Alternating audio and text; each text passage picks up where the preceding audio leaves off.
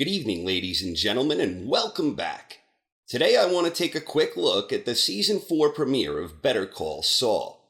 A friendly warning to all, if you aren't fully caught up on all of Better Call Saul, there will be spoilers. And there will also be several major spoilers regarding various key elements from Breaking Bad.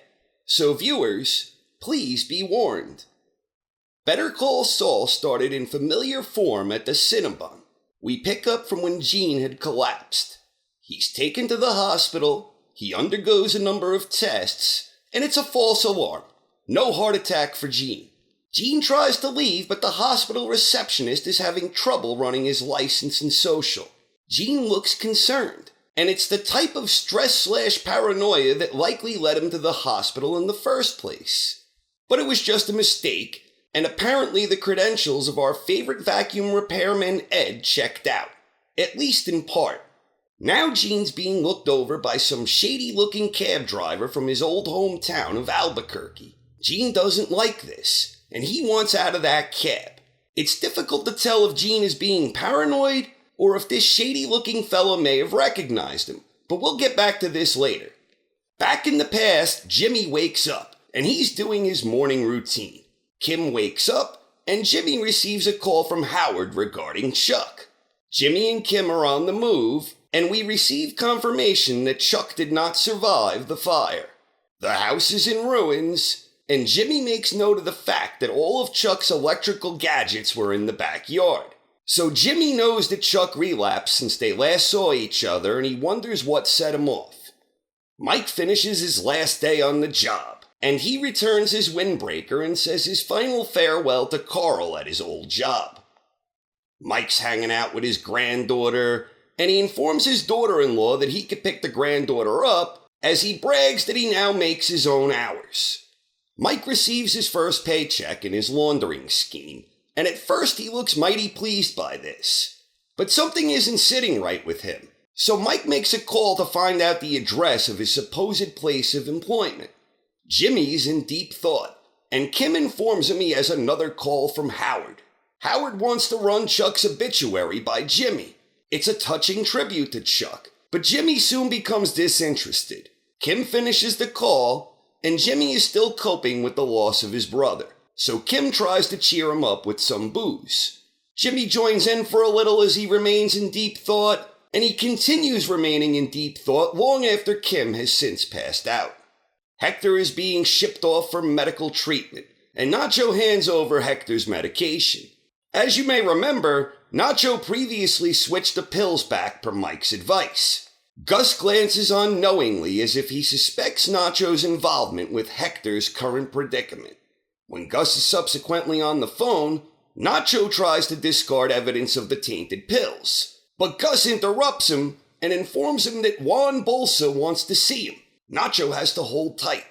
So we find out Don Hector had a stroke, and Bolsa reassures everyone that Salamanca territory will remain Salamanca territory. But Gus, with all of his wisdom and foresight, he confides in Bolsa that he recognizes this situation for the problem it is. That this will inevitably lead to war, chaos, and ultimately DEA interference.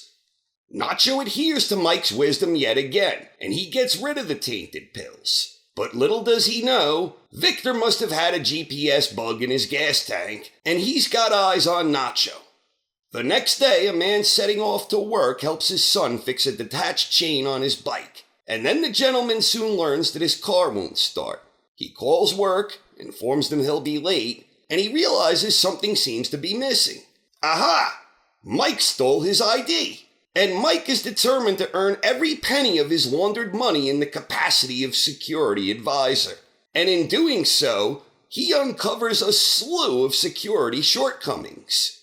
In fact, the two fellas arguing over who would win a street fight between Muhammad Ali and Bruce Lee, these two guys are so clueless, they actually have Mike sign a card for a colleague, despite the fact they have no idea who the hell he is. And incidentally, Mike correctly notes that Ali would have kicked his ass unless Bruce had a gun.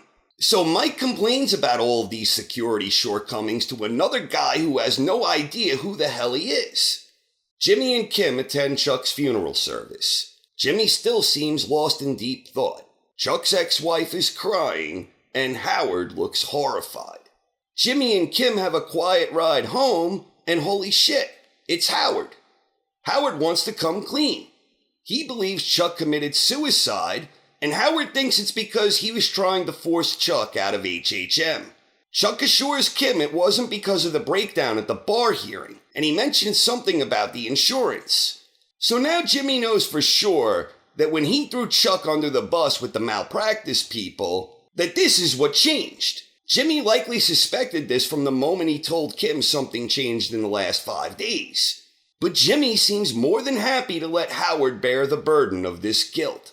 And for the first time since he was searching for jobs earlier in the episode, Jimmy looks like his jolly old self. All in all, I thought it was a solid premiere episode. Very strong ending in my opinion, and I love the way Jimmy was able to so easily dismiss his guilt. This is in stark contrast to how Jimmy felt when he screwed over poor Irene Landry. Jimmy deliberately wronged her, and then he went out of his way to try to fix the mess he created.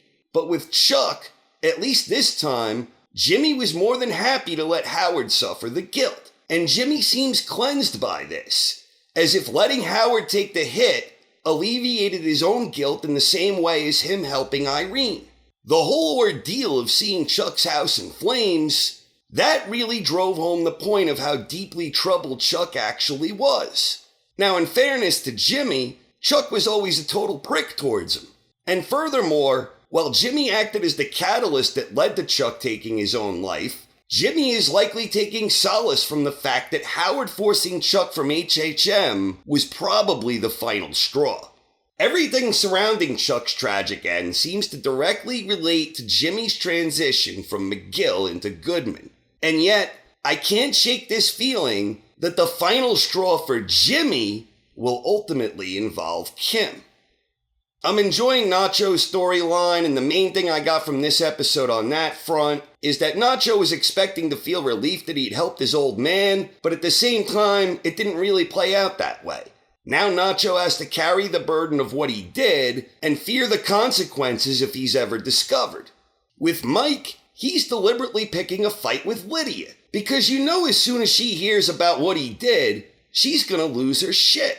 She just wants Mike to collect his money for 20 weeks and put it behind him. But Mike is far too much of a control freak to sit by idly. He wants to cross all of his T's and dot all of his I's. And no doubt Lydia will find such behavior appalling.